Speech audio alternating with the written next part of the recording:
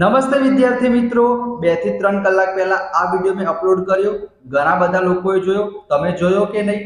આ વિડિયો તમે જોઈ લેશો એનો મતલબ વિભાગ એ ના તમારા 16 માર્ક્સ પાક્કા થઈ જશે. તો આ વિડિયો જોયા પછી વિભાગ એ નો વિડિયો જોઈ લેજો. આજે આપણે શું જોવાના છે વિદ્યાર્થી મિત્રો? સ્ક્રીન ઉપર તમે જોઈ શકો છો વિભાગ બી. તમારી પરીક્ષામાં કેટલા માર્ક્સનો પૂછાશે? 20 માર્ક્સનો પૂછાશે. કેટલા પ્રશ્નો તમારે લખવાના છે? 10 પ્રશ્નો લખવાના છે, 2 માર્ક્સના. તો તમારા 20 માર્ક્સ પાક્કા થઈ જશે. તમે વિદ્યાર્થી મિત્રો જુઓ, ભાવિકના સ્વાધ્યાય પત્રમાં ટોટલ 60 પ્રશ્નો આપેલા છે, બરાબર? આ તો વિભાગ એ એનો વિડિયો મેં અપલોડ કરી દીધો છે, તમે જોઈ લેજો. વિભાગ બી માં વિદ્યાર્થી મિત્રો ટોટલ કેટલા પ્રશ્નો આપેલા છે? 60 પ્રશ્નો આપેલા છે. વિભાગ સી ના પ્રશ્નો છે, વિભાગ ડી ના પ્રશ્નો છે, અને આપણી પાસે આજનો જ દિવસ છે. તો તમે શું કરશો? તો આજે આપણે જોવાના છે વિદ્યાર્થી મિત્રો વિભાગ બી ના મોસ્ટ ઇમ્પોર્ટન્ટ ક્વેશ્ચન. તમારે 60 પ્રશ્નો નથી કરવાના. એક વખત વાંચવા હોય તો વાંચી લેજો, પણ આજે વિદ્યાર્થી મિત્રો હું તમને 15 થી 16 પ્રશ્નો જે મોસ્ટ ઇમ્પોર્ટન્ટ છે ને એ તમારી સાથે શેર કરીશ. આ 15-16 પ્રશ્નો પણ તમે કરી લેશો ને તો એનામાંથી કાલના પેપરમાં ઘણા બધા પ્રશ્નો પૂછાવાના છે. બીજી વસ્તુ, આખા સોલ્યુશનની પીડીએફ અહીંયા તમે જોઈ શકો છો. વિભાગ બીના સરસ મજાના અક્ષરથી મેં તમારા માટે સ્પેશિયલ બનાવેલી છે. આ પીડીએફ હું તમને આપી દઈશ વિદ્યાર્થી મિત્રો. આમાં કોઈ ઇમ્પોર્ટન્ટ ક્વેશ્ચન મેં ટીક નથી કર્યા. તમારે શું કરવાનું છે?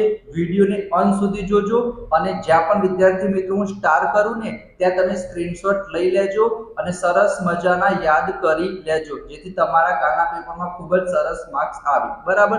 અને તમારે શું કરવાનું છે? જો આટલી મહેનત કરતો હોય તો સબસ્ક્રાઇબ કરી દેજો વિદ્યાર્થી મિત્રો. હમણાં ને હમણાં 2 હાથ જોડીને નમ્ર વિનંતી કરું છું. ચલો ફટાફટ વિદ્યાર્થી મિત્રો વિભાગ બી માં આપણે જોવા જઈએ તો ટોટલ 60 પ્રશ્નો આપેલા છે.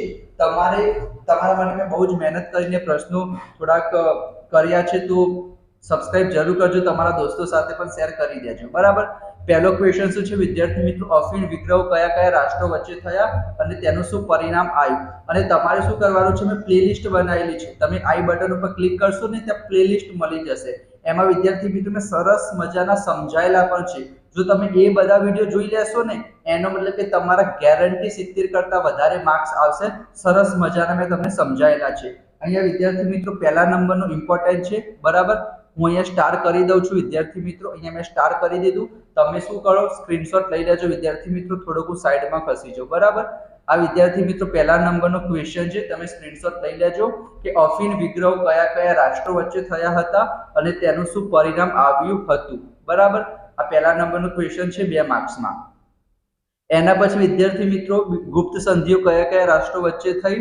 ઇમ્પોર્ટન્ટ નથી. પ્રથમ વિશ્વયુદ્ધનું તાત્કાલિક કારણ એ પણ ઇમ્પોર્ટન્ટ નથી.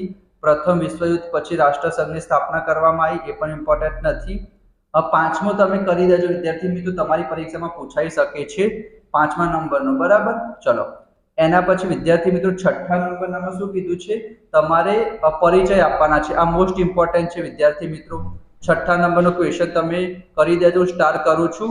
એમાં 2 પરિચય આપવાના છે. એક પરિચય કયો છે? ચંદ્રશેખર આઝાદનો છે. તો તમારે 3-3, 4-4 વાક્યો લખી દેવાના કે ચંદ્રશેખર આઝાદ પોતાને આઝાદ ગણાવતા હતા, માટે એમનું નામ ચંદ્રશેખર આઝાદ પડી ગયું હતું. પછી શું લખ્યું છે? એમણે અનેક પ્રવૃત્તિઓ કરી હતી, અંગ્રેજોને હંફાવ્યા હતા અને અલ્હાબાદના બાગમાં લડતા તેઓ શહીદ થઈ ગયા. તમારે આ રીતના નહીં લખવાનું. તમારે કઈ રીતના લખવાનું છે વિદ્યાર્થી મિત્રો? પોઈન્ટમાં લખવાનું છે. તમે 3 મુદ્દા લખશો તો 3 અલગ પોઈન્ટ લખજો અને એક લાઈન છોડી દેજો 2 મુદ્દાની વચ્ચે. અને રામપ્રસાદ બિસ્મિલ વિશે લખવાનું છે કે તેઓ એક ક્રાંતિકારી યુવાન હતા. ઘણા યુવાનોને ક્રાંતિકારી બનવાની પ્રેરણા આપી હતી અને ઉગ્ર વિચારો ધરાવતા હતા, બરાબર? આ 6થા નંબરનો ક્વેશ્ચન ઇમ્પોર્ટન્ટ છે. એ વિદ્યાર્થી મિત્રો તમે કરી દેજો. એના પછી 7મો, એના પછી તો આ તો વાંધો નહીં વિદ્યાર્થી મિત્રો. એના પછી તમારે 11મા નંબરનો ક્વેશ્ચન કરી દેજો, બરાબર? કયા નંબરનો ક્વેશ્ચન કરજો? 11મા નંબરનો ક્વેશ્ચન કે 1857ના સ્વાતંત્ર્ય સંગ્રામ નિષ્ફળ જવાના કયા કારણો હતા? તો સિમ્પલ છે, તમે યાદ રહી જશે. જેમ કે શું કરવાનું કે જે સમય હતો ને એ સમય કરતા વહેલા શરૂ થઈ ગઈ. એના પછી કેન્દ્રીય નેતૃત્વમાં અભાવ હતો, અપૂરતા અને પછાત શસ્ત્રો હતા. એના પછી રાષ્ટ્રીય ભાવના કરતા પોતાના અંગત સ્વાર્થને મહત્વ આપ્યું હતું, નેતાગીરીનો અભાવ હતો, શિક્ષિતોનો અભાવ હતો, બરાબર? એમને સહકાર નહોતો આપ્યો. પછી શીખો અને ગુરખાઓનું અંગ્રેજોને સમર્થન હતું. તો આ બધા કારણો હતા. એના કારણે જે 1857 સ્વાતંત્ર્ય સંગ્રામ હતો એ નિષ્ફળ ગયો હતો. એના પછી વિદ્યાર્થી મિત્રો જે 12મા નંબરનો છે એ પણ ઇમ્પોર્ટન્ટ છે. એ પણ હું વિદ્યાર્થી મિત્રો અહીંયા સ્ટાર કરી દઉં છું. બરાબર, એ પણ તમે કરી દેજો કે બંગાળના ભાગલા ક્યારે અને કોણે પાડ્યા અને શા માટે. તો કોણે પાડ્યા હતા? જે અંગ્રેજ વાઇસરોય હતો લોર્ડ કર્ઝન, એને 1905માં પાડ્યા હતા. કારણ કે બંગાળનો પ્રાંત એટલે કે જે બંગાળ હતું ને બહુ જ વિશાળ હતું, તેથી એમાં વહીવટ કરવામાં મુશ્કેલી પડે છે એવું એને કીધું હતું. પરંતુ એ ઇન્ટેન્શન, એનો ઈરાદો શું હતો કે હિન્દુ મુસ્લિમની એકતાને તોડવાનો હતો. બરાબર, એના માટે બંગાળના ભાગલા પાડ્યા હતા. બરાબર, અત્યારે આપણી પાસે સમય નથી એટલે હું સરસ નહીં સમજાવી શકું, પણ મેં તમને પહેલા જ કીધું છે, આઈ બટન ઉપર ક્લિક કરશો તમને પ્લેલિસ્ટ મળી જશે, એમાં સરસ રીતના મેં સમજાયેલું છે. બરાબર, ચલો એના પછી ઇમ્પોર્ટન્ટ કયો છે વિદ્યાર્થી મિત્રો? એના પછી છે 16 અને 17. બરાબર, હવે હું તમને સમજાવતો નથી, ખાલી હું તમને કહી દઉં છું. 16મા નંબરનો ક્વેશ્ચન તમે કરી દેજો કે સંયુક્ત રાષ્ટ્રની સ્થાપનાએ નવા વિશ્વનો પાયો નાખ્યો છે. અને 17મો પણ ઇમ્પોર્ટન્ટ છે કે પંડિત જવાહરલાલ નહેરુ બિન જોડાણવાદી નીતિ વિશે શું માનતા હતા. 16મું કરી દીધું, 17મું કરી દીધું. એના પછી વિદ્યાર્થી મિત્રો ઇમ્પોર્ટન્ટ છે 21મા નંબરનો. એમાં તમને કીધું છે કે પારિભાષિક શબ્દો સમજાવો. બે પારિભાષિક. બેવડું નાગરિકત્વ, તેને તો તમને ખબર જ પડી જાય કે એક જ દેશમાં બેવડું નાગરિકત્વ હોય એને બે પ્રકારનું નાગરિકત્વ કહેવાય, જેમ કે યુએસએ. બરાબર, અને એક યુએસએ નું હશે અને બીજું એ જે રાજ્યમાં વસવાટ કરતો હશે એનું હશે. જેમ કે ન્યુયોર્કમાં હોય તો ન્યુયોર્કનું પણ અલગ હશે અને અમેરિકાનું અલગ હશે. ભારતમાં એવું નથી. બરાબર, પછી સંસદીય પદ્ધતિ વિશે લખવાનું છે, એ તમે કરી દેજો. બરાબર, એના પછી તમારે કયો કરવાનો છે? 26મા નંબરનો ઇમ્પોર્ટન્ટ છે. બરાબર, ચલો હું અહીંયા સ્ટાર પણ કરી દઉં જેથી તમે સ્ક્રીનશોટ લઈ લેજો વિદ્યાર્થી મિત્રો. 26મા નંબરનો મોસ્ટ ઇમ્પોર્ટન્ટ ક્વેશ્ચન છે કે આમુખ ભારતીય બંધારણનો અર્ક છે. બરાબર, એટલે કે મેઇન પાયો છે એ વિધાન તમારે સમજાવવાનું છે. જે ડોક્ટર ભીમરાવ આંબેડકર હતા, કાલે એમની જન્મ જયંતિ પણ હતી. બરાબર, એમણે બહુ જ સરસ કામ કર્યું છે આપણા બધા માટે. તો આમ બંધારણના જે ઘડવૈયા પણ કહેવાય છે, તો એમણે કીધું હતું કે આમુખને બંધારણનો આત્મા ગણ્યો હતો. તો 26મા નંબરનો ક્વેશ્ચન ઇમ્પોર્ટન્ટ છે વિદ્યાર્થી મિત્રો. એના પછી તમારે ઇમ્પોર્ટન્ટ છે 31મા નંબરનો ક્વેશ્ચન. જો મેં તમને હમણાં જ કીધું કે બંધારણ ઇલાજોના હક બંધારણના આત્મા સમાન છે. બરાબર, ડોક્ટર બાબા સાહેબ આંબેડકરે કીધું હતું. આ 31મો ક્વેશ્ચન પણ તમારી પરીક્ષામાં પૂછવાના સૌથી વધારે ચાન્સીસ છે. એના પછી ચલો હું સ્ટાર કરી દઉં. બરાબર, સ્ટાર કરી દઉં. ચલો અહીંયા હું કરી દઉં છું સ્ટાર, તમે સ્ક્રીનશોટ લઈ લેજો. બરાબર, ચલો એના પછી વિદ્યાર્થી મિત્રો ઇમ્પોર્ટન્ટ ક્વેશ્ચન છે 36મા નંબરનો. ચલો આપણે સ્ટાર કરી દઈએ સરસ મજાની રીતના. આ સ્ટાર કરી દો એટલે તમારે શું કરવાનું છે? સ્ક્રીનશોટ લઈ લેજો. બરાબર, અથવા તો તમે ટિક કરી દોશો તો પણ ચાલશે કે સર્વોચ્ચ અદાલત બંધારણ અને નાગરિકોના હકોના રક્ષણ વાલી છે. એના પછી ઇમ્પોર્ટન્ટ ક્વેશ્ચન છે વિદ્યાર્થી મિત્રો આપણો 41મા નંબરનો ક્વેશ્ચન કે ન્યાયતંત્ર છે વિદ્યાર્થી મિત્રો એ કારોબારીથી કેવું હોવું જોઈએ? સ્વતંત્ર હોવું જોઈએ. બરાબર, તો આ 40મા નંબરનો ક્વેશ્ચન છે એ તમારી પરીક્ષામાં કરી દેજો. બરાબર, એના પછી 41મો આઈ થિંક આમાં નથી આપ્યો વિદ્યાર્થી મિત્રો. 41મો મોસ્ટ ઇમ્પોર્ટન્ટ છે, લખવાનું રહી ગયો લાગે છે. 41મો પણ ક્વેશ્ચન તમે કરી દેજો. બરાબર, એ પૂછાઈ શકે છે. એના પછી 46મો, એ તો 2-3 લાઈનનો જ છે, એ પણ તમે કરી દેજો કે ભારતીય આબોહવાને દૂરના પ્રદેશોની કઈ કઈ ઘટના અસર કરે છે.